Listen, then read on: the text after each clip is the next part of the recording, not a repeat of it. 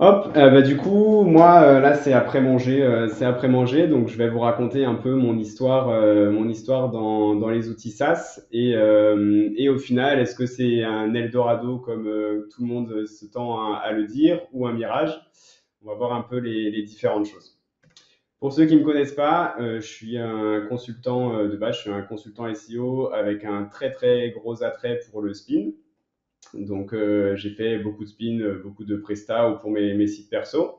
Et à côté de ça, je suis aussi un peu ce qu'on appelle un indie hacker. Donc, un indie hacker, c'est quelqu'un qui va venir développer des outils avec ses propres fonds et en toute petite équipe, donc seul ou à deux. Généralement, ça va se faire en side business au début et après, si ça marche, ça peut prendre en business principal ou continuer comme ça. Et encore un petit clin d'œil à Twitter, je suis un blogueur pro en herbe, donc je monte des sites d'annuaires en édition de site ou des petits blogs qui sont principalement là pour tester toutes les fonctionnalités ou tous les outils que j'ai pu développer avec mon frère. Donc voilà, le but aujourd'hui de cette conférence, le SaaS, ça peut vous rendre riche, mais ça peut aussi vous coûter très cher. Généralement, ce qu'on va voir, c'est des gros chiffres de partout, du chiffre d'affaires partagé un peu à tout va. Mais il y a aussi des coûts qui vont avec ça derrière. Et aujourd'hui, je veux vous partager mon expérience, vous raconter un peu mon histoire pour comment naviguer entre ces deux extrêmes et comment être rentable et faire de l'argent avec les outils SaaS ou du moins comment j'essaye de faire de l'argent depuis maintenant quasiment 3 ans. Donc on va voir un peu ce que c'est les outils SaaS, ce que c'est les outils SaaS, à quoi ça correspond, à quoi ça sert, qu'est-ce que c'est concrètement. Je vais vous donner un peu les enseignements que moi j'ai pu tirer des deux outils que j'ai développés, vous fournir quelques outils, quelques stratégies et vous donner des raccourcis pour éviter potentiellement toutes les erreurs que j'ai faites. Alors encore une fois, attention, ça va pas être un tuto ou une mini formation pour trouver son idée, développer son outil, le marketer, etc. Je suis vraiment là pour vous raconter comment ça s'est passé pour moi, qu'est-ce que les erreurs que j'ai fait, qu'est-ce qui s'est bien passé, et surtout vous donner un maximum d'informations pour si demain vous venez lancer vous-même votre propre projet, pour que vous ayez déjà quelques petites clés au début et que vous perdiez pas trop de temps sur des trucs inutiles. Donc le SaaS, déjà pour ceux qui savent pas ce que c'est, SaaS c'est l'abréviation de Software as a Service. En fait, ça correspond à un outil qui est accessible via Internet. Donc c'est pas quelque chose que vous installez en local, c'est disponible via le cloud. Généralement, ça va fonctionner avec des modèles d'abonnement, que ce soit des modèles d'abonnement mensuels, annuels, et parfois vous allez avoir aussi des crédits. Des fois, vous avez des trucs qui combinent les crédits et les abonnements, et généralement, les crédits vont être beaucoup moins intéressants que les modèles d'abonnement. Sur les SaaS, vous avez des mises à jour centralisées, donc vous avez jamais rien besoin de faire, c'est toujours l'éditeur qui met à jour sa solution. Donc vous avez toujours la dernière mise à jour, le truc le plus optimal à utiliser. C'est accessible depuis n'importe où, donc que vous vouliez travailler sur la plage, chez vous, sur un fixe, sur un Mac, sur un PC portable, c'est accessible vraiment de partout les outils SaaS, ce qui fait qu'il y a un marché énorme. Et surtout, c'est très évolutif. Donc, demain, si vous avez 50 utilisateurs, 500 utilisateurs ou 1000 utilisateurs, ben, la solution pourra tenir, pourra se développer sans forcément avoir à recruter ou à faire ce genre de choses-là. Ça, c'est vraiment la base du SaaS par rapport à ce que c'est. Pour vous donner quelques chiffres sur le marché, on a un ratio de revente à x7 en moyenne. Donc bon, ce ratio de revente va toujours dépendre de la thématique, du marché, de l'évolution du marché, de la croissance de l'outil, là où il en est, s'il en est au début, s'il est plutôt en phase de déclin. Donc ce taux-là peut être vu légèrement à la baisse, mais généralement ça va surtout être revu à la hausse avec même des x20, x25 sur les revenus annuels. À côté de ça, on a un taux d'échec très élevé. Donc là, on a 92% de taux d'échec dans les premières années. Le ratio de revente se fait sur les revenus annuels. Le taux d'échec, il est super élevé dans les premières années, justement parce qu'on va voir qu'on va se confronter pas mal à des difficultés au début. Et comme le disait aussi Asynchrone ce matin, c'est en se fixant des objectifs et en étant régulier et persévérant qu'on va réussir à avoir quelque chose de croissant et qui tient dans la durée. On a un peu plus de 15 000 outils SaaS créés chaque année. Donc, le gros taux d'échec vient aussi du nombre énorme d'outils SaaS qui sont créés, parfois pas forcément de la meilleure des manières. Et on a une durée de vie de client de 36 mois, ce qui est c'est ce qui est très important et le plus intéressant, c'est qu'une fois que vous avez obtenu un client et que votre produit est bon, il va se maintenir tout seul et vous générer des revenus sur la durée.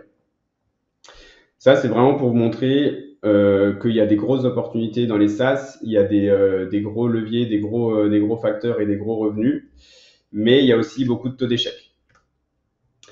Donc, en termes d'avantages, les SaaS, c'est quelque chose qui va être très flexible. Vous allez facilement pouvoir répondre aux besoins du marché. Donc, quelqu'un vient avec un problème, vous pouvez le résoudre avec votre solution.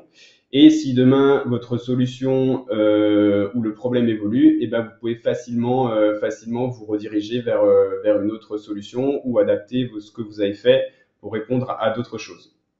Pareil au niveau de l'évolutivité, vous pouvez partir sur une base, donc ce qui s'appelle un MVP de base à développer et à commercialiser. Et ensuite, au fur et à mesure que vous avez vos clients qui rentrent et que vous avez votre business qui s'étend, vous pouvez ajouter des fonctionnalités à votre produit. Et l'avantage principal et celui pour lequel la plupart des gens se tournent vers le SaaS la plupart du temps, c'est que vous avez des revenus récurrents, prévisibles et un patrimoine numérique qui se développe. Tous les mois, vous savez que vous avez X abonnements qui tournent, vous savez que vous allez peut-être avoir 50 revenus, 50 nouveaux abonnements qui vont se rajouter à votre revenu mensuel. Et ce patrimoine numérique se développe parce qu'au plus vous gagnez chaque mois, au plus vous gagnez chaque année, au plus la valorisation de votre outil se développe et au plus à la revente, à l'exit, ça peut faire jackpot. Ça, c'est vraiment les avantages principaux. Les avantages principaux des SaaS, il y en a quelques-uns d'autres, mais c'est ceux-là que, pour moi en tout cas, qui sont les plus importants. Maintenant, je vais vous parler un peu de mon expérience. Je vais rentrer un peu en détail dans l'aventure de Contenu Unique et de All-Image pour vraiment vous donner comment ça s'est passé pour moi, que potentiellement vous puissiez vous-même identifier des opportunités. Et voir comment vous pourriez ou suivre ce chemin ou alors attention, là aussi c'est ma propre expérience à moi. Il y en a qui vont faire 10 fois mieux en 5 fois plus vite, il y en a qui vont mettre 3 ans à développer quelque chose, il y en a qui vont mettre 10 ans. Là, c'est vraiment mon expérience à moi et il n'y a pas de chemin unique ou de truc tout tracé. C'est vraiment à chacun comment il le ressent et comment il arrive à s'en sortir aussi avec son produit. Pour vous parler un peu de Contenu Unique, comme je vous l'ai expliqué, de base, moi j'étais à l'école, j'ai un professeur qui m'a fait découvrir le content spinning et je me suis rapidement passionné là-dedans. Donc j'ai fait beaucoup de spin. Au début, je faisais à la main. Le spin, pour ceux qui connaissent pas, c'est une méthode en fait pour créer du contenu en masse. Donc vous allez avoir un contenu d'origine et avec ce contenu d'origine, vous allez pouvoir créer 500, 1000 ou même 35 000 textes du coup qui sera considéré comme unique par Google, mais qui voudra dire la même chose. Donc c'est idéal pour se positionner sur des requêtes locales, pour faire des descriptions produits ou toutes ces choses-là. Donc moi je faisais ça à la main au début, mes prestations ça me prenait 2-3 semaines pour faire des petits spins de 100 textes 300 mots, donc ça me prenait énormément de temps. Donc j'ai rapidement commencé à utiliser les premiers outils qu'on m'avait conseillés ou les outils que j'avais vus sur les vidéos. Au final, ça me faisait gagner un peu de temps, mais ça restait toujours très compliqué et ça me prenait trop de temps pour des petits trucs bêtes en fait. Et l'avantage que j'ai et qui m'a donné un énorme raccourci et qui m'a permis aussi d'en arriver jusqu'ici, c'est que j'ai un frère qui est développeur. Et du coup, à un moment, je faisais vraiment beaucoup de prestations. Je suis allé vers lui, je lui ai dit, écoute, moi, je fais du spin, j'utilise ces outils qui font ça, ça et ça. Et en fait, moi, ce qu'il me faudrait, c'est d'avoir cette fonctionnalité-là, cette fonctionnalité-là et cette fonctionnalité-là. Je lui ai dit ça, il a commencé à me faire un petit truc et en fait, au bout de 3-4 semaines, j'avais déjà une première ébauche qui me faisait déjà gagner beaucoup de temps. Donc ce produit de base, il était vraiment conçu que pour moi. J'avais à aucun moment imaginé de le mettre en public, de le partager derrière. C'était vraiment pour gagner moi du temps sur mes tâches de tous les jours, aller plus vite et avoir un meilleur rendement. Donc là, on développe ça, on le fait grossir au fur et à mesure selon mes besoins, on le fait de plus en plus précis, on intègre de nouvelles choses pour gagner en qualité, produire donner un produit plus spécifique et plus propre à mes clients tout en gagnant du temps. Et au fur et à mesure, au bout d'un moment, je faisais beaucoup de spin, j'ai fait quelques conférences, quelques événements et j'ai commencé à parler de cet outil-là. En parlant de cette, en parlant de cet outil-là, les gens ils se sont dit ah bah tiens ça pourrait m'intéresser aussi. Est-ce que ce serait disponible pour le tester et compagnie?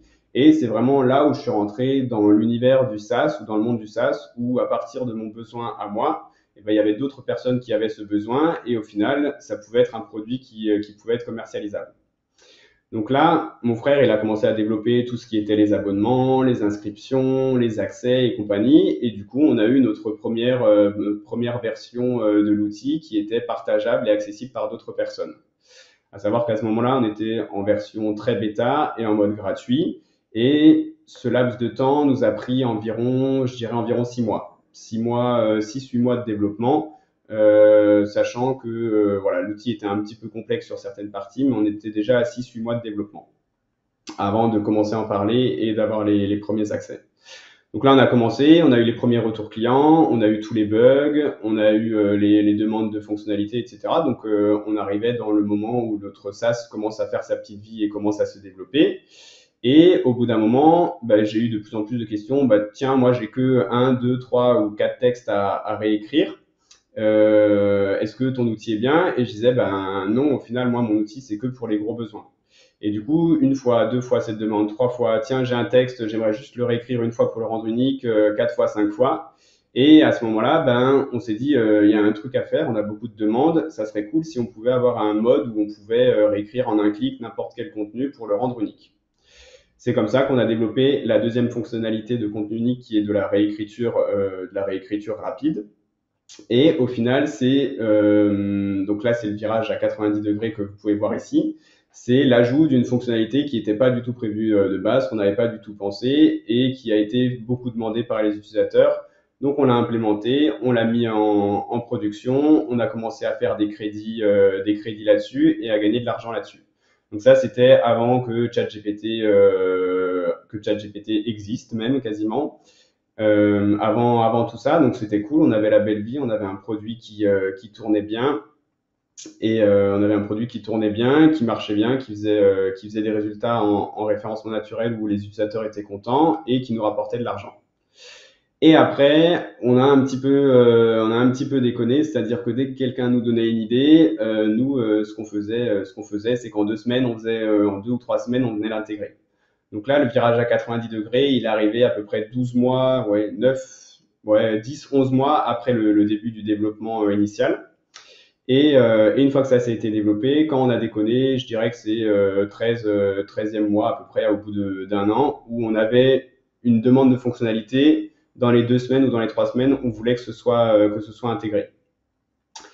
Donc on a fait du scrap, on a fait du check de domaine Google News, on a fait du prompt IA, on a fait vraiment de tout. Et ça, à chaque fois, on donnait accès à un tel, on donnait accès à un tel. Et ça nous a fait perdre environ 6-7 mois de développement. Enfin, perdre entre guillemets, parce qu'au final, je l'utilisais toujours pour moi-même, mais c'est quelque chose qui était toujours gratuit, qu'on donnait de la valeur et qu'on récupérait rien derrière. Et qui surtout nous coûtait énormément de temps en développement. Et pendant ce temps-là, en plus, on avait l'arrivée de ChatGPT qui est arrivé à peu près il y a 9-10 mois maintenant, sous sa forme aboutie, qui permettait également de faire de la réécriture et qui a cut une grosse partie du business. Donc on s'est retrouvé au bout de 14-15 mois à avoir un produit qui certes tournait quasiment tout seul. On avait fini tous nos développements, on avait mis en prod tout ce qu'on voulait, il n'y avait plus trop de bugs. Donc on était à peu près à cette partie-là avec la vie du produit. Et même encore aujourd'hui, on a du coup une partie content spinning, une partie réécriture et on a toutes les parties diverses et séparées derrière. Sauf que, à savoir que sur les 9 ou 10 derniers mois, le business est bien descendu parce que ChatGPT, parce que plein d'autres choses. On a toujours certains clients récurrents et certaines nouvelles demandes, mais ça a bien chuté. On verra tout à l'heure pourquoi est-ce que on a fait, pourquoi toutes ces erreurs ont un peu plombé le business, mais c'est surtout en fait une rapport au temps de développement et à l'orientation de ce qu'on veut de son produit. Là, je vous explique tout ça parce que on l'a vécu et au final, dans All Image qu'on a commencé à développer il y a 3 mois, on a pris en compte tout ça et au final, on s'est fait une roadmap précise avec de la réflexion, le développement et le marketing. Sur contenu unique, je sais pas si vous voyez, mais à aucun moment il y a un petit point marketing. En fait, on pourrait faire un gros point développement de A à Z et c'est pour ça aussi que ça a bien marché, mais que ça aurait pu être beaucoup mieux. Donc pour Allimage, on est parti de l'évolution. Allimage, c'est du coup un outil qui permet de générer des images sur mesure en intelligence artificielle. C'est aussi une plateforme, une banque d'images IA unique et il y a une fonctionnalité où on peut plugger son site internet et ça génère toutes les images à la une, toutes les images dans le contenu sous les H2 ou sous les H3 de façon automatique et avec des images uniques de qualité en IA avec les exifs, les alt, etc. Et donc tout ça, on le voulait pour compléter notre offre sur contenu unique et plutôt que de rajouter encore un service à ça, on a fait un service dédié. Et on a bien fait notre étape de réflexion. Qu'est-ce qu'on voulait comme produit, qu'est-ce qu'on voulait comme service, qu'est-ce qu'on veut comme développement, quelles fonctionnalités. Et là, on sait que dans 2 ou 3 semaines, le développement va s'arrêter. On va pas prendre de nouvelles fonctionnalités, on va pas s'engager dans des choses. On va vraiment s'axer sur le marketing pour voir comment le projet évolue et voir comment ça se passe. Je vous ai vraiment fait ce gros récapitulatif pour que vous puissiez voir par quoi on est passé et après on va voir du coup toutes les erreurs que j'ai pu faire, qu'on a pu faire dans ces deux outils, enfin, surtout dans le premier outil et un petit peu comment gagner du temps parce qu'à l'heure d'aujourd'hui, si on venait à relancer contenu unique, il serait prêt en 3 ou 4 mois et derrière on pourrait ou se concentrer sur un autre projet ou vraiment faire du marketing à fond pour le faire vivre. Pour vous donner un petit peu des résultats, contenu unique, donc sur 18 mois, de mars 2022 à août 2023, on a eu un peu plus de 11 100 personnes inscrites. On a eu un peu plus de 1000 commandes et 78, on doit être à 80 000 euros de chiffre d'affaires. Au niveau des revenus, nous, on avait des abonnements et des crédits. Donc les crédits, c'était pour la réécriture, les abonnements, c'était pour le spin. Et on a fait des mois entre 2 000 et 15 000 euros de revenus selon les périodes. Et voilà, le plus gros mois était un peu plus de 15 000 euros. On aurait une répartition de 85% sur la réécriture et 15% sur le spin. Donc le projet principal qui nous a pris un peu plus de 6-8 mois de développement à temps complet à 15% de ces revenus-là, et ce qui nous a pris 2 mois et qui était une idée des utilisateurs, nous a pris 15%, 85% de notre chiffre d'affaires. Donc là, c'est encore quelque chose de très important. Moi, je m'en suis servi personnellement de cet outil et j'ai gagné beaucoup d'argent avec, donc je sais que c'est rentable et que ce temps d'investissement a été efficace et peut encore s'améliorer. Mais au niveau de notre communication, de l'outil, etc., ça a été une erreur d'avoir le spin et la réécriture sur la même plateforme. Du côté de Allimage, donc celle-là, c'est une plateforme toute neuve. Elle a un tout petit peu plus que 2 mois. On est à 250 inscrits, on a 24 commandes et 2100 euros aujourd'hui de chiffre d'affaires. Tout ça, c'est que de la croissance du coup avec Twitter. Donc personal branding et la communauté Twitter, un peu de mail et sinon du référencement naturel. Il n'y a pas d'autres actions ou leviers qui ont été mis en place. Là encore, c'est, je pense, une erreur de notre part.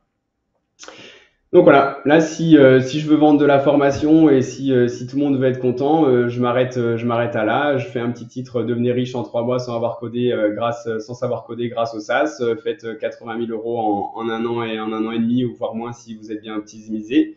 Mais malheureusement, ça marche pas comme ça. Et pour arriver à ces chiffres-là qui sont ce qu'ils sont, sans être extraordinaires ou sans être pas ouf, eh ben on a eu pas mal de problèmes ou de défis. Pour moi, le principal, enfin pas le principal, mais un des gros défis dans la création d'outils et les outils en SaaS, c'est le support client. Le support client, c'est quelque chose, si vous avez jamais été habitué à ça, qui peut vous faire vriller assez rapidement parce que vous allez avoir des personnes qui vont venir avec des demandes complètement farfelues ou incohérentes, qui vont vous demander des choses, vont vous demander du debug, s'attendent à être répondu, à avoir une réponse en 5 minutes, vont avoir plein de problèmes différents. Donc c'est difficile dans un premier temps de savoir les gérer, de prendre son temps pour bien leur répondre, faire du debug. Ça va vous prendre énormément de temps, mais en même temps, ce feedback client, c'est aussi l'élément le plus important de votre outil. Sans les clients, sans les avoir écoutés, sans avoir tout débugué, on n'en serait jamais de la vie là. On n'aurait sûrement pas le module de réécriture, donc la grande partie de notre business. Et surtout, c'est eux qui vont vous dire tous les bugs sur lesquels les clients peuvent tomber, qui vont vous donner toutes les fonctionnalités sympas ou toutes les choses que vous pouvez développer. Mais nous, dans notre premier cas sur contenu unique, ils nous ont donné des bonnes fonctionnalités comme la réécriture rapide qui a parfaitement marché. Mais derrière, on s'est un petit peu trop entêté et on est un petit peu trop vite à développer des features qui, au final, ont été gardées pour ces personnes ou pas été mis en public ou ne rapportent pas d'argent et qui pourtant ont coûté 2 semaines, 1 mois ou 2 mois de développement. Et on va voir après que le développement, ça peut coûter très cher. On a voilà, justement un gros défi sur les coûts. En fait, on va avoir plusieurs coûts sur les outils en SaaS. On va avoir le développement de l'application. Donc ça, vous pouvez avoir un freelance, vous pouvez avoir un co-founder, vous pouvez passer par des plateformes de no-code où là, c'est moins cher, mais sinon, ça a un bon gros coût quand même de base pour se lancer. Ensuite, vous avez les infrastructures, donc tout ce qui est hébergement web, les serveurs cloud ou ces choses-là. On a les licences et les API. Si votre outil utilise des licences ou utilise des API pour fonctionner, ça va avoir un certain coût. Plus vous allez scale, plus ces coûts vont augmenter aussi. Et après, on a des développements plus de marketing, développement web, donc la création du site vitrine, la gestion des réseaux sociaux, le marketing et toutes ces choses-là qui, au final, nous, ont représenté un coût petit parce que je savais faire le site, le SEO, mais qui aurait mérité un coût beaucoup plus important parce que même si tu as la meilleure app du monde, si tu mets pas de marketing ou si tu n'arrives pas à la vendre, ça te servira pas à grand chose derrière. On a un gros défi au niveau du temps. Donc, nous, on était deux. Il y a mon frère qui est développeur et moi qui me suis occupé du coup de l'idée, du business et du support. Ce qu'on avait la chance, c'est que lui pouvait se concentrer uniquement sur le développement et moi, je pouvais me concentrer que sur le support et le développement de ça. Mais si potentiellement vous êtes tout seul, ça va être difficile de jongler entre les deux. On va voir la gestion du temps au niveau de la priorisation. Donc, est-ce qu'on vient d'abord tout débug? Est-ce qu'on vient ajouter de nouvelles fonctionnalités? Est-ce qu'il vaut mieux développer, faire du marketing? Voilà, faut jongler, il faut savoir un petit peu jongler avec ça au fur et à mesure de l'évolution de son projet et de là où on est. Et on va avoir l'évolutivité, toujours du mal avec ce mot. Donc, mon outil, est-ce que je veux le faire grossir? Est-ce que je veux le maintenir comme ça et bien le marketer pour qu'il tourne tout seul et qu'il me fasse quelques petits revenus récurrents chaque mois? Ou est-ce que je veux vraiment le faire exploser? Et après, vous allez avoir de nombreux autres problèmes donc au niveau des bugs. Ça, c'est quelque chose qui est hyper frustrant et qui peut prendre la tête. Des fois, pour un simple petit truc, ça peut prendre 1 semaine ou 2 semaines de résolution de bugs. On va voir après que au niveau par rapport au coût du développeur, si on perd 1 ou 2 semaines, ça peut être hyper important. Surtout que ça veut dire 1 ou 2 semaines où il fait pas de nouvelles fonctionnalités, où il fixe pas d'autres choses. Et ça, c'est pour un bug. Il y a le problème du développement. Donc, avec le développement, il y a une barrière au niveau du prix, mais après, il peut y avoir aussi une barrière au niveau de la compréhension et au niveau du niveau de compétence. Si vous n'êtes pas développeur personnellement, vous avez le choix de vous associer avec quelqu'un, ou du coup là ce sera la confiance, et si votre développeur est bon et que vous lui faites confiance, il n'y a pas de problème. Mais potentiellement s'il travaille mal, ça va durer, et vous avez beau engager des trucs sur le marketing ou des trucs comme ça, et vous aurez des problèmes. Et sinon, si vous prenez une agence ou un freelance ou des Indiens, potentiellement vous aurez des coûts plus ou moins élevés, mais vous aurez aussi des résultats ou des niveaux de personnes plus ou moins élevés. Donc ça, c'est le plus gros défi actuellement si vous n'êtes pas développeur pour lancer un outil, c'est vraiment de trouver un bon partenaire ou de savoir travailler avec quelqu'un. Après, vous avez la croissance du produit. Donc justement, est-ce que je veux que ça devienne un truc gigantesque? Est-ce que je dois recruter ou est-ce que je veux rester tranquille avec mon petit produit? et la gestion des nouveautés. Donc voilà, est-ce que je dois ajouter 50 fonctionnalités à mon produit ou il se suffit à lui-même et je me concentre sur autre chose. Donc, si on reprend tous ces coûts cachés entre guillemets et notre chiffre d'affaires de 78 000 € tout à l'heure sur contenu unique, on a le temps du développeur. Donc là, c'est des estimations pour des freelances ou des salariés français. Donc ça, c'est des estimations si j'avais pas mon frère qui développait entre guillemets gratuitement, parce que bien sûr son temps est payé. Mais un freelance, ça va être à peu près 400 € par jour. Un salarié, ça va être 3 000 € par mois. Donc, si vous passez par un freelance, voilà, là, je me suis axé sur 18 mois de développement. On aurait pu être plus court, mais sur certains projets, ça peut être aussi plus long. On est à des enveloppes à 144 000 et 54 000 €. Pour ce qui est de la création du site vitrine, des réseaux sociaux, etc., là, pareil, c'est moi qui l'ai fait, donc ça n'a pas été des coûts. Mais si vous passez par une agence que vous savez pas le faire ou vous voulez le déléguer, potentiellement, ça peut être entre 6 et 15 000 selon les agences ou par qui vous passez. Stratégie de référencement naturel, là, j'ai mis un petit budget de 400-800 € par mois, mais ça a son importance. Et en fait, nous, la seule chose qui nous a coûté dans contenu unique et dans ce chiffre d'affaires, en fait, c'est des licences, des serveurs et les API diverses, où on a eu pour 24 000 € sur ces 18 mois. En fait, on a eu deux postes de dépenses principales. Donc, on avait l'algorithme Qualispin, qui est ce qui permet de calculer la similarité entre les textes issus de Spin ou les textes issus de la réécriture. Et cette API, du coup, on la loue parce que Qualispin, c'est un nom qui est connu, c'est quelque chose qui est spécialisé pour le content spinning. Et donc, c'est important pour nous de l'avoir dans notre outil pour fournir de la qualité à nos clients. Et avant, pour la réécriture, on passait par un process avec beaucoup d'API qui nous coûtait relativement cher. Et après, bon là, avec ChatGPT, maintenant, on a moins d'API, moins de coûts, donc c'est beaucoup plus rentable à l'heure d'aujourd'hui la réécriture qu'avant, mais on a aussi moins de demandes forcément. Donc là, si on se prend par exemple un salarié sur 18 mois et les coûts associés à côté, on est à 86 000 € de dépenses. Donc bien qu'on ait fait du chiffre sur 18 mois, au final, on est très peu rentable. À savoir que du coup, les 3 premières parties sont notre temps. Donc en frais fixes, on n'a eu que ces 24 000. Mais voilà, sur ce gros chiffre, on a pu, entre guillemets, que se payer notre temps à un petit prix et pas vraiment dégager de gros bénéfices. C'est comme si on avait travaillé en tant que salarié, en ayant beaucoup plus d'investissement ou quoi. Mais derrière, ces 78 000 € de chiffre d'affaires, ils ont une valorisation à la revente et on peut aussi faire de la plus-value à la revente. Voilà, donc là, je vous ai montré quelques-uns des problèmes qu'on pouvait rencontrer quand on monte un outil. Moi, tout ce que j'ai pu faire, et si j'en suis là aujourd'hui à vous parler de ça, des revenus, des outils et compagnie, c'est grâce à mon frère qui m'a toujours suivi et qui a développé toutes les fonctionnalités ou tous les outils qu'on a pu faire. Donc, je le remercie encore et ça m'a évité beaucoup de problèmes et de coûts.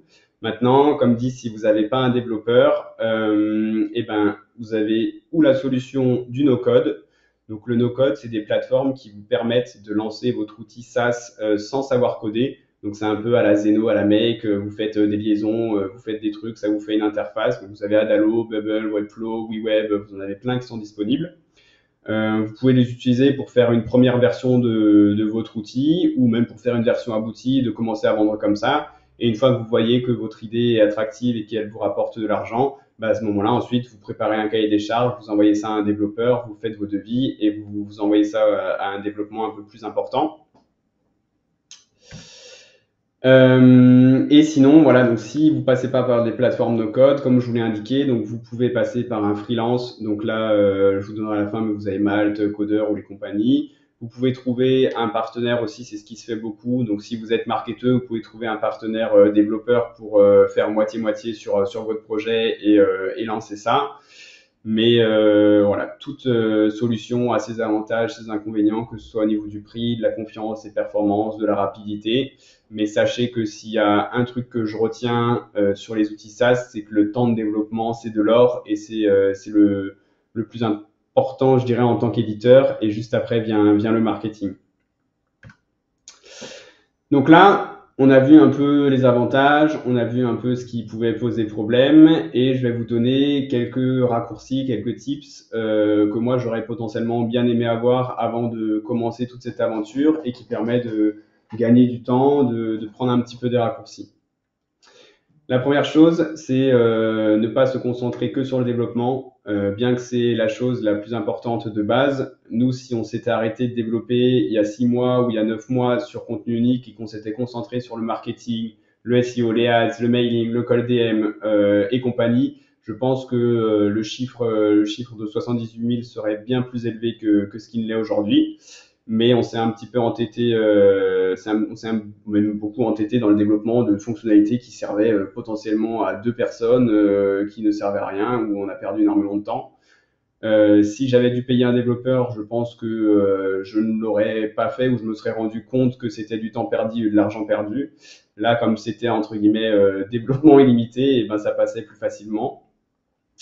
Et avoir une bonne planification, donc bien prévoir son plan de fonctionnalité, les différentes échéances.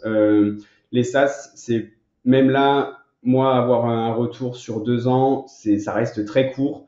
En théorie, c'est maintenant où ça devrait scaler, où ça devrait augmenter. La première année est souvent la plus compliquée pour avoir ses premiers clients et commencer à avoir des revenus et peut-être se mettre à équerre. Mais c'est des projets à long terme, donc il faut bien avoir son plan de fonctionnalité, les différentes échéances et s'y tenir. Donc on se dit, là nous on s'est dit dans 2 ou 3 semaines on s'arrête sur le développement et ensuite on fait que du marketing. Et ben il faudra qu'on s'arrête et qu'on fasse que du marketing pour le booster à fond. On va pas se dire ah tiens j'ai eu cette idée, il faudrait le rajouter et du coup ça décale le marketing et ça décale tout le reste. Vraiment avoir son plan, ses échéances et bien s'y tenir. Faire attention à l'évolution du secteur. Là, pareil, c'est ce que je disais en introduction avec Romain, c'est de prévoir ou en tout cas de lancer un service qui peut pas se faire facilement remplacer par un acteur ou par une entité déjà en place. Nous, c'est ce qui nous est arrivé avec ChatGPT. C'est que, alors, on s'est pas fait facilement remplacer par ChatGPT, mais ChatGPT permet de faire de la réécriture de contenu aussi plus ou moins bonne, plus ou moins facilement. Et du coup, notre fonctionnalité de réécriture, bah, avant, où on était un petit peu les leaders ou pas les seuls, il y en avait d'autres, mais où on avait une bonne place sur le marché, et bah, ChatGPT nous a piqué une grosse part du gâteau. Demain, si vous avez une idée qui intègre de l'intelligence artificielle de façon très basique et où votre idée c'est juste un prompt, et ben potentiellement demain n'importe qui peut venir le prendre. Si ChatGPT il sort un plugin ou si n'importe qui fait un truc équivalent, et ben il va venir vous bouffer et vous n'aurez pas le temps de croître et d'avoir votre croissance. Donc pensez bien à votre place dans le marché, qu'est-ce qu'il y a autour de vous et est-ce que je vais avoir de la place pour m'imposer, pour faire que mon produit ce soit une référence et qu'il puisse prospérer en fait. On est sur du long terme, donc est-ce que dans un an je vais pas me faire dépasser par n'importe qui ou par une grosse entité qui va sortir la même feature que moi. Ça vient aussi avec savoir prendre du recul sur son projet. Si vous commencez à vous intéresser au SaaS, vous allez voir beaucoup de choses. Oui, j'ai revendu mon SaaS au bout de 6 mois pour 1 million. Oui, j'ai fait 300 000 de MMR en 3 mois ou toutes ces choses-là. C'est des projets qui sont sur du long terme. Vous allez avoir potentiellement des très grosses réussites, si vous solutionnez un gros problème, qu'il n'y a pas grand monde, que vous avez un petit coup du destin. Mais après, même si ça ne marche pas tout de suite, même si vous avez quelques difficultés, restez concentré sur votre truc et voyez sur du long terme si ça intéresse des gens, s'il y en a qui commencent un petit peu à s'abonner, même si c'est un peu, que vous avez des retours de l'interaction, c'est que votre projet a sa place et peut avoir une importance. Et ne vous fiez pas à tous les chiffres que vous avez pu voir sur les réseaux sociaux. Là, je vous ai montré, même sur 2 ans, on est difficilement rentable, mais après, ça continue et c'est de la valorisation qui prend. Donc voilà, prenez du recul sur votre projet, comment il avance et ce qu'il en est. Écoutez son audience et ses prospects. Ce sont eux qui vont acheter votre produit et utiliser votre service. C'est eux qui vont vous dicter un petit peu aussi le développement de votre outil, mais savoir les nuancer. Donc, savoir les écouter par rapport à la réécriture, très bien, mais savoir les nuancer par rapport à d'autres fonctionnalités de scrap ou de choses comme ça qui ne seront pas essentielles dans l'outil ou qui ne vont pas rapporter de l'argent par rapport à d'autres actions. et savoir bien s'adapter. Donc là, je vous évite les disruptifs et compagnie, mais ne vous enfermez pas dans votre produit. Nous, si on s'était enfermé dans le content spinning dès le début, on n'aurait pas fait ce chiffre d'affaires-là. Après, peut-être que si on s'était concentré que sur le content spinning, eh ben, on aurait pu beaucoup plus le développer, avoir plus d'utilisateurs et faire beaucoup plus de choses. Mais au final, là, la réécriture, ça nous a ouvert de belles opportunités et on regrette absolument pas à l'heure d'aujourd'hui. Et surtout, voilà, savoir ce que vous voulez être. Ça, c'est peut-être le conseil principal et ce que je vous conseillerais de réfléchir en premier.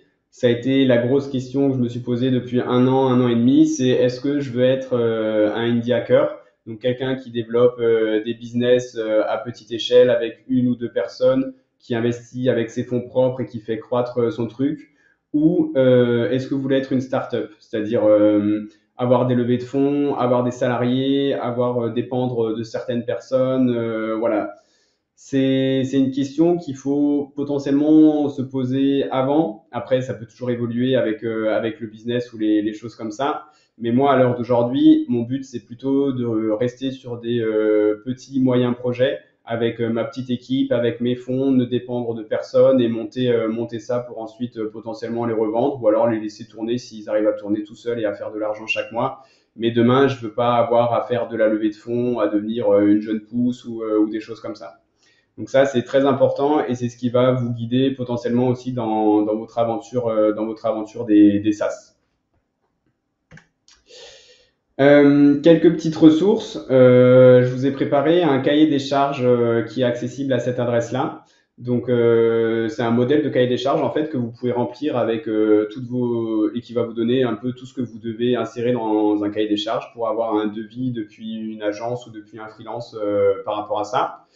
J'ai essayé de le faire le plus complet et le plus généraliste possible. Donc, même là, si vous avez une idée, ça peut vous permettre de vous poser votre idée, d'insérer les différents éléments, de la garder de côté. Et le jour où vous êtes prêt, où vous avez envie de vous lancer, vous avez juste à envoyer ça à un développeur ou à le mettre sur coder.com ou n'importe pour recevoir des devis et pouvoir vous lancer là-dedans.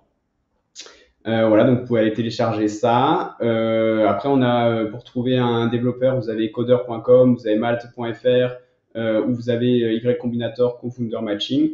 Donc dans les deux premiers, le premier, c'est vous allez tomber surtout sur des grosses sociétés. Le deuxième, vous allez tomber sur des freelances. Et le troisième, vous allez tomber sur des confounders. À savoir que du coup, moi j'ai toujours travaillé qu'avec mon frère pour le développement, et là pour aller plus vite, pour faire d'autres projets ou pour gagner en temps, on a mis le projet sur Coder et on a commencé à travailler avec des Indiens. Donc les Indiens, c'est cool, c'est bien, c'est 150 balles la journée de développement. Par contre, là ça fait deux semaines qu'on bosse dessus. Et au final, voilà, si on avait pris son chat GPT, qu'on avait demandé un peu de coder, ça serait pas loin de ce qu'ils ont produit. Donc encore une fois, ça revient. En fait, on a toujours un facteur prix compétence, confiance prix qui est compliqué. Et sinon, vous avez des communautés, donc que ce soit Discord, Facebook ou autre, pour trouver des développeurs. Nous, au niveau des outils, pour s'organiser, on utilise Trello. Voilà, c'est simple. On a une colonne to-do, on a une colonne bug, on a une colonne affaires, on a une colonne prod, on a une colonne idée. On met tout ça, on s'attribue les tâches, on avance et on a un Slack pour suivre les abonnements, les commandes et compagnie. Et s'il y a un truc que je peux vous conseiller, donc c'est Crisp. Crisp, c'est le petit chat en bas à droite que vous avez sur la plupart des sites internet. Et en gros, Crisp, il est gratuit. Il fait déjà énormément de choses et du coup, vous pouvez suivre, vous pouvez savoir si la personne est inscrite depuis combien de temps, si elle a un abonnement, combien elle a dépensé. Vous pouvez voir ce qu'elle tape, vous pouvez prendre la main sur son écran, vous pouvez lui envoyer de la documentation, faire des réponses automatiques. Enfin, c'est vraiment un truc hyper complet de fou sur absolument tout. Voilà, donc moi, après 2-3 ans dans l'édition d'outils et dans l'aventure de l'Indie Hacker avec mon frère, et ben au final, bien qu'on ne soit pas riche de mille et des cents, à l'heure d'aujourd'hui, on a une base technique prête. Cette base technique prête, elle nous permet en un mois ou en 2 mois de développer quasiment n'importe quelle idée en un outil avec les abonnements, les interfaces, les bases clients, les mails, etc. Donc demain, on a une idée, en un mois maximum, elle peut être mise en place et commencer à générer des revenus. On a surtout une bien meilleure compréhension du fonctionnement global des SaaS. Moi, j'ai commencé à m'y intéresser il y a 6 mois, 1 an. sur le terme technique et sur comment l'univers fonctionnait. Avant ça, je savais pas forcément ce que c'était. Nous, on est rentré dedans, voilà, sur un besoin personnel. Et à l'heure d'aujourd'hui, on a deux outils qui tournent tout seuls, donc le content spinning et la réécriture, et un autre qui est bientôt finalisé. Donc on est sur une bonne moyenne là-dessus. Pour résumer, du coup, par rapport au titre de cette conférence, Eldorado ou Mirage, c'est nuancé. C'est nuancé, mais il y a quand même énormément d'aspects positifs. Ça fait un développement personnel fou. Quand vous développez votre propre outil, vous devez être au support client, vous devez être à la création de sites, aux réseaux sociaux, au SEO, au marketing, les mails. En fait, en 2 ans et demi, 3 ans, j'ai appris énormément de choses sur énormément de sujets, de thématiques et sur énormément de compétences et de skills que j'ai pu récupérer là-dessus. Ça permet aussi de développer le réseau, son réseau personnel, parce qu'au final, vous allez avoir énormément de sociétés, de personnes qui vont vous contacter par rapport à l'outil, qui vont vouloir des démos, qui vont vouloir discuter de leurs besoins avec vous. Ça vous fait énormément agrandir le réseau et ça vous fait des connaissances et même après, vous apprenez de ces connaissances. Et au final, bah, ça a quand même fait un peu de chiffres, hein, en 2 ans, en un peu moins de 2 ans, 80 000 euros. C'est pas tous les business en ligne qui pourraient en dire ça, ou même les business en physique. Donc c'est quand même intéressant d'être, voilà, nous on a été, je pense qu'on peut le dire qu'on a été rentable sur 2 ans et qu'on a quand même gagné de l'argent, même si ça a payé que notre temps. Mais après, il y a quand même beaucoup de temps qu'on a passé dessus. Il y a les barrières sur le développement, toutes les barrières dont on a pu parler. Et après, c'est quand même un peu les montagnes russes, hein. Autant pendant 2 semaines, ça va très bien se passer, on va avoir des abonnements, des paiements et compagnie. Autant les 3 semaines d'après, on va avoir un bug qui bloque tout pendant 3 semaines et qui va empêcher les utilisateurs d'utiliser l'application. Donc, si c'est son unique gagne-pain, ça peut prendre aux tripes et être assez stressant. Après, bon, en soi, les montagnes russes, l'entrepreneur, que ce soit en édition de site, en création d'outils ou même dans la vraie vie, il y a des hauts et il y a des bas, donc faut s'adapter, quoi. Voilà un petit peu sur tout ce que j'avais à dire. Après, il y en a tellement à dire que ça pourrait durer des heures. J'espère que ça aura été intéressant. Surtout si vous avez des questions, n'hésitez pas. Je pense que ça peut être la partie la plus intéressante. Et je remercie toute la team House of Business pour la très belle préparation de cet événement et surtout Romain pour la confiance depuis le tout début. Hein, ça doit faire 3 ans qu'on a commencé à discuter, qui me fait confiance sur la réécriture, le spin, les conférences et tout. Donc encore merci à toi. Ah, c'est du lourd, hein. C'est vrai que tu as été enfin, avec ton frère, vous avez été très avant-gardiste sur la partie réécriture, content spinning. Donc, toujours un plaisir de mettre en avant des bons outils, hein. Oui. Donc voilà. Et très, très bonne conférence, hein. D'autant plus que pour avoir lancé des SaaS, c'était vraiment intéressant d'avoir tes problématiques qui, en partie, rejoignent un petit peu les miennes, que ce soit support. Tu sais, tu parlais un peu du pricing aussi, soit choisir de l'abonnement ou du consommable. Donc, c'est vrai que c'est jamais évident. D'ailleurs, tu es plutôt team abonnement ou team crédit? C'est toujours compliqué en fonction de des Ouais. valorisations. Tu peux gagner plus à court terme, mais moins à long terme. Euh, Le Toujours truc, c'est mitigé. que niveau rentabilité, il n'y a rien de mieux que l'abonnement. Mais après, moi, je suis toujours le premier utilisateur des outils et le premier utilisateur de tous les SaaS. Et quand il n'y a pas des crédits, ça m'énerve ou j'ai l'impression un peu de me faire avoir. Et le plus important, c'est toujours être clair, que ce soit des crédits ou des abonnements. Nous, sur Contenu Unique, on a les abonnements pour le spin, mais on a les crédits qui sont partagés avec les réécritures, avec le spin. Du coup, c'est un bordel monstre, c'est très difficilement compréhensible. Et là, pour le nouveau, au début, on était parti sur des crédits, mais avec les crédits, c'était un peu plus compliqué au niveau du business model. Et au final, donc, on a switché sur les abonnements. Et dans les abonnements, au final, tu peux acheter des crédits quand même plus cher, mais tu peux acheter des crédits si jamais tu veux vraiment pas passer par des abonnements ou si tu as des utilisations plus importantes. Donc le pricing, c'est Ouais. horrible, c'est vraiment horrible. Ouais, c'est toujours délicat. Pour avoir testé les deux, bon, ça fonctionne. Mais c'est vrai que ça dépend de la stratégie. Mais après, tous les SaaS veulent revendre. Mais en finalité, tu sais qu'1% des SaaS et encore vont Mm. revendre à un prix juste. Enfin, un prix juste, Ouais, juste à un revendre, quoi. prix Ouais, c'est attractif, ça. quoi. Ouais. Mais c'est vrai que comme tu as dit, en plus sur les valorisations du x7, on parle pas de mois, mais d'années. Donc c'est vrai qu'un SaaS comme toi, par exemple, qui fait 10K par mois, tu peux le revendre x5, x7, donc l'équivalent de 5 ou 7 ans. Et c'est réel, hein, on peut le voir avec Y Combinator. Ils font des exits sur des millions, voire des milliards. C'est juste incroyable. Mais après, bon, si les gens payent, Ouais, c'est qu'il y a une raison. ouais, c'est ça. Faut pas C'est prendre faut pas prendre pour les cons. mm. Et toujours, tu vas en Ouais, c'est avoir ça, deux ou ça, ouais. trois qui vont se vendre à ces prix-là, ça va te donner envie, mais la réalité, c'est que voilà, tu vas potentiellement te foirer sur les premiers, ou il y en a plein qui vont échouer avant potentiellement que tu arrives à faire un petit exit Ouais, et les gros, les millions et tout, t'as un bon coup de chance où t'es déjà bien, bien rodé avec ça, quoi. c'est clair. Et pour rejoindre aussi la partie co-founder, enfin t'associer ou bosser avec un prestat, c'est vrai que sur deux SaaS, je me suis associé. Sur un autre projet, j'ai bossé avec un prestat. Moi, je conseillerais plus, comme toi, par exemple, à bosser avec un associé qu'avec un prestat où à court terme, ça peut coûter cher, même avec des offshore seniors hein, qui sont Mm. bien meilleurs que des offshore, enfin que des devs français, donc à un prix juste, très bien payé pour chez eux, très très compétent. Mais c'est vrai qu'il y a un bon prestataire, même un excellent dev, ne remplacera pas un associé qui vit Mm. l'aventure avec toi, qui est concerné par le projet, même la nuit, même à minuit, même à 3 heures du mat, qui fait du support tous les jours comme on peut le faire sur nos produits. C'est vrai que je rejoins le fait d'avoir un co-founder, quitte à filer 50%, c'est Mm. pas grave. Dans tous les cas, tu as quoi? Tu as 3-5% de chance de revendre et encore. Donc, autant vivre l'aventure à Ouais, fond. c'est ça, hein. Et surtout, le vivre avec un associé, partager les réussites ou les galères, c'est beaucoup plus facile qu'avec un mec externe. Si t'es en galère, bah, le mec externe, il s'en fout, il va vouloir être payé, il va même peut-être t'enfoncer encore plus. Et si t'es content, bah, le salarié ou le mec que t'engages, bah, il s'en balèque. Alors qu'avec ton collègue ou avec ton associé, tu peux aller fêter ça, t'es trop content, quoi. C'est ça. C'est ça.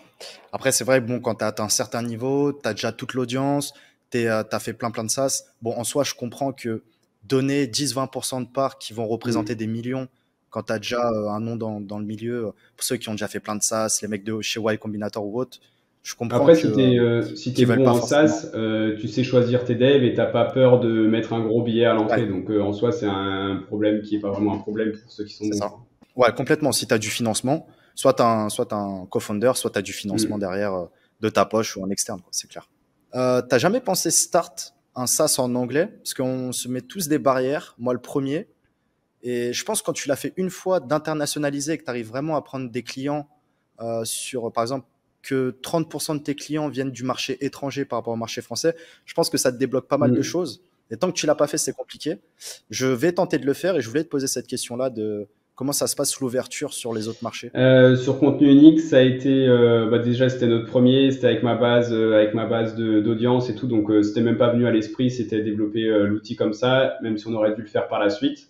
Par contre, maintenant sur notre Ok, template, que ce soit sur All Image ou tous les prochains, on a le multilingue qui est intégré nativement, donc on a de quoi faire les traductions en une après-midi, on peut traduire dans toutes les langues de la vie qu'on veut.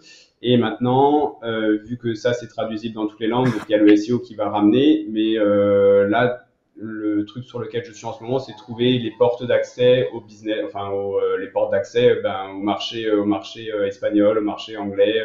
Voilà, comment rentrer dedans, autre qu'avec le SEO, parce que ça, en soi, je sais faire dans n'importe quelle langue, quoi. ah, bah, ouais. Non, mais je te rejoins. En tout cas, pour la partie SEO, c'est clair que si vous avez déjà un système d'internationalisation, autant du back que du front, c'est nickel. Hmm. Mais après, moi, j'attends que ça évolue surtout sur la partie IA vidéo, que demain, tu puisses voir ma tête avec mon corps, mais que tu aies le même Ah pitch, bah mais je sais en pas si anglais, t'as quoi. suivi Bon, là, ça commence. Agen hier. T'as suivi un peu, ouais. Si, Du si, coup, Agent. Bah, j'ai fait la vidéo du speaker non binaire sur avec Agent. ça. Bah ouais, hier, le mec, il faisait sa Ouais, description et ça faisait la synchronisation des lèvres et tout. Et ça va être clairement fou. Ton business, tu le lances n'importe où et quand. En une ouais. journée, il est international. Mais il manque toujours cette porte d'accès où si enfin, en organique, ça ira toujours. Mais après, si tu veux autre chose que de l'organique et te faire une place, c'est là où j'ai pas encore tout trouvé, ou en tout cas, il me reste une bonne marge de manœuvre, quoi. Ouais, ouais, Gen, en tout cas, faut que je reteste. Il y a dû avoir une update, parce que quand je testais, c'était pas trop fou. Bon, je fais deux, trois vidéos, c'était marrant. Mais je pense que eux, ils vont vraiment tout Ouais, péter le ouais, bah marché. hier, ce qu'ils ont mis, Et c'était dingue, dingue, dingue. parce que c'est vrai que tu avais, par exemple, Rask, en plus, tu vois, Rask.ai, Ouais. ils avaient fait pas mal de bruit où tu mettais ta petite vidéo de une ou deux minutes, ça te la transférait. Enfin, ça te, ça te traduisait ta voix, ça gérait bien les pauses, etc. Mais ça restait quand même assez Mm. élémentaire. Là, je pense que dans 2, 3 mois, ce sera vraiment beaucoup plus facile d'internationaliser, notamment le marketing, parce que le produit, c'est une chose, mais le marketing sur la partie vidéo qui est très importante, ça va être un game changer, c'est Ouais, sûr. non, ouais, c'est sûr. En vrai, ça va être trop bien. Même moi, là, après 2 mois, je suis encore un tout petit. Je suis au début de l'aventure, je découvre encore plein de trucs. Mais au fur et à mesure du temps, ça va être de plus en plus facile, mais du coup compliqué. Parce que tu auras beaucoup plus d'outils, mais ça veut dire que beaucoup plus de monde arriveront à faire les mêmes choses. Il faudra se démarquer encore plus. Mais c'est clair que c'est trop intéressant et ça va bouger tellement vite. Ça va bouger tellement vite et aussi c'est ça qui peut poser des problèmes en mode bah, demain si je veux faire un truc d'IA qui parle tout seul et ben au final tu vas en avoir 50 qui vont sortir, tu vas avoir Agent qui va écraser tout le marché ou quoi et même si tu fais un C'est ça. truc complémentaire à Agent, bah demain s'ils veulent le sortir et ça va leur prendre 2 jours de dev et ton truc qui sera coulé quoi. Non, mais là, ça bouge Mm. trop vite. Nous on a fait WP Generator parce qu'on a les idées de features, on a l'audience ou autre. Mais si je partais de zéro, je l'aurais pas fait. En soi, avec tout le temps de dev, etc., les ressources marketing demandées, pour que demain, potentiellement, tu as un mec qui pose 3 millions, il nous copie le tool en 10 fois Mm. mieux ou autre. C'est vrai que c'est compliqué. Si tu n'as pas de ressources dans ton équipe, communauté, audience ou du cash, tout simplement, c'est compliqué. Ouais, ouais, Surtout avec tous les outils, je te prends de génération de contenu, que ce soit le tien, le nôtre, tous les contenus qu'il y a sur le marché. Tu en as un ou deux qui vont et exit et encore regarde, quoi. tous ceux, tu prends même allez, 9 mois en arrière, t'en avais une dizaine qui tournaient en même Mm. temps. Là, s'il en reste 3 ou 4 qui tournent encore bien, c'est déjà pas mal. Hein. Et on sait pas les chiffres qu'ils font derrière, Ouais, mais t'en as plus que 2, 3, 4 qui arrivent à tenir ou à survivre avec ça. Quoi. c'est clair. C'est clair. Je regarde s'il y a des petites questions. Ah oui, tu l'as introduit un peu dans ta conf, mais bon, différemment, mais surtout, qu'est-ce que tu ne reproduirais pas dans le cadre d'un nouveau projet? Tu avais parlé de marketing, de t'y prendre à l'avance. Pour moi, il faut même s'y prendre en même temps, voire avant que la création du produit. Est-ce que tu peux nous exposer un petit peu les choses que tu ferais beaucoup mieux dans un futur projet alors que tu as monté déjà de très beaux projets, mais toujours pour être Ouais. dans ce truc-là d'accomplissement. Bah, il y a 3 trucs que j'ai essayé d'appliquer au mieux sur All Image. C'est le développement, donc avoir les fonctionnalités précises que je veux avant de commencer à développer, donc savoir là où je veux aller et quand est-ce qu'on doit s'arrêter, sauf s'il y a une fonctionnalité petite qui se rajoute, mais sinon vraiment définir un temps de développement précis. On fait ça, ça, ça, on s'arrête, on voit ce que ça donne. Donc ça, c'est la première chose. La deuxième chose, c'est de lancer en anglais en premier. Anglais, langue principale, et après, bah, tu fais ton français et tous les autres en même temps, mais anglais, outil anglais Ok. principalement. Et la troisième chose, et c'est là où aussi on a le plus à apprendre, c'est le marketing. Autant en SEO, je suis bon, c'est ce qui nous a rapporté tous les clients sur contenu unique, toutes les visites et tout. Mais après, tout ce qui est mailing, call mailing, des vidéos, j'en fais un peu, mais c'est pas forcément suffisant. C'est vraiment tout cet aspect de marketing autour qui au final, même si ton produit c'est de la merde, si tu as du bon marketing, ça passera. Alors si tu as un bon produit et du bon marketing, c'est là où bah, justement tu peux aller chercher des grosses valorisations, des gros revenus. Quoi. Oui, en plus, c'est vrai qu'avant l'arrivée de ChatGPT, OpenAI ou autre, c'était de belles requêtes, tout ce qui était réécriture de contenu, reformulation de contenu. C'était un peu la hype Smodine. Ouais. Et clairement, toi, t'avais un placement à Bah, prendre. du coup, pour te donner une anecdote, on avait parlé un moment de réécriture de contenu. Et du coup, moi, j'avais commencé à préparer toutes mes landings sur le site de contenu unique qui faisait que du spin en attendant que mon frère il développe. Donc, j'avais fait reformuler un texte, réécriture de contenu, paraphraser un texte et tout. J'ai mis en ligne. Une semaine après, je devais être à 1000-1500 visiteurs par jour. Sauf que bah, l'outil était pas prêt du tout. Yeah. Donc ça a fait ça, ça a fait un trafic de fou malade. Il y a des gens, ils mettaient leur contenu qu'ils voulaient réécrire dans le chat de Crisp pour le content spinning. On se faisait harceler Ah dans tous les ouais. sens. Du coup, j'ai mis un formulaire et au final, avec le formulaire, bah, j'avais récupéré plein de choses et ça nous avait fait des milliers de personnes comme ça en une semaine, même pas quoi. Niveau génération de leads, c'est une belle OP. Ouais, Hein. mais du coup, C'est une belle. je pensais pas que ça prenait comme ça et il y a des grosses opportunités. Et à ce moment-là, il y avait encore personne, en vrai, sur la réécriture, il y avait Smodin et sinon, il y avait personne. C'était la Ouais. belle vie. Ça, c'était les Ouais, je me mois souviens, on 15 en avait 000. parlé. Ah, OpenAI a tout cassé, hein. Ouais, Bon, faut ouais, s'adapter, c'est hein. sûr. On s'adapte ou on meurt, hein. C'est ça, c'est le jeu. Au final, avec OpenAI, on a réduit de ouf nos coûts de réécriture. Après, forcément, il y a beaucoup moins de monde qui est intéressé. Et du coup, il faudrait retravailler tout le branding, le Ouais. marketing et tout. Mais en soi, le business ne meurt pas si on a sa stratégie et si on s'adapte, hein. Ah non, c'est sûr. C'est sûr. En plus, on est Ouais, encore ouais, jeune. c'est ça. On a le temps de faire de belles choses. Les amis, dites-nous dans le chat ce que vous avez pensé de. Je sais que la digestion, c'est dur après le repas, mais dites-nous quand même ce que vous avez pensé de la conférence d'Alexandre. En tout cas, j'ai énormément apprécié. Bah, effectivement, ça change déjà des conférences SEO, business qu'on adore. Là, vraiment, retour d'expérience, du concret, des chiffres, des points d'amélioration, d'évolution pour la suite. Donc, on peut que te souhaiter du bon. Donc voilà, je te laisse le mot de la fin, Alex, mais comme d'habitude, c'était top. Voilà, rien à dire, Ouais, c'était là. ben un grand merci pour l'invitation. Ça m'a fait sortir un peu de ma zone de confort aussi et d'en parler. Et après, si jamais vous avez des questions, que vous voulez en discuter ou quoi, n'hésitez pas. J'adore, bah, du coup, maintenant, j'adore discuter de ça ou des projets ou de quoi. Donc avec plaisir si vous avez des questions ou quoi. Et juste, tu sais d'où vient le terme indie hacker ou pas? Indie Jamais compris hacker, pourquoi c'est indie. pour indépendant, du coup en anglais, et le hacker, c'est pour en mode faire avec ses propres fonds ou ses propres compétences. D'accord, ok. Bon, faut que je bosse l'anglais alors. Ouais, c'est vrai. Mais j'ai découvert ça il y a pas longtemps Merci aussi. Alex. Je pensais que c'était que le site, mais en fait, c'est vraiment un terme associé Ah ouais. voilà, à ça, quoi. Allez, merci à toi et bon après-midi Merci pour encore. toi Alexandre. À très vite. Ciao, merci. Ciao. Prends soin de toi. À très vite. Bye Bye. bye. Merci.